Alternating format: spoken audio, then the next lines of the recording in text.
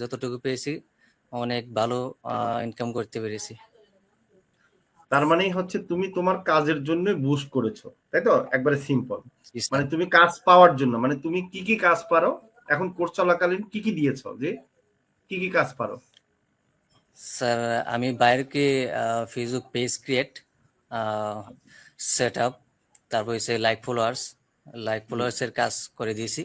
তারপরে হচ্ছে আহ, আহ, বাইরের প্রোডাক্ট বুস্টিং এর দরকার ছিল, আমি বুস্টিং করে দিয়েছি। বুস্টিং করে দিয়েছো। জি স্যার। আচ্ছা, এখন আমরা আসি যে বুস্টিং যে করেছো, আমি তোমার কাছে তোমার কি ব্যাংকের কোনো কার্ড আছে? না স্যার, আমার কোনো কার্ড নাই। এখন মানুষ তো জানে যে বুস্ট করতে গেলে ব্যাংকের ডলার কার্ড লাগে, ব্যাংকের অ্যাকাউন্ট লাগে।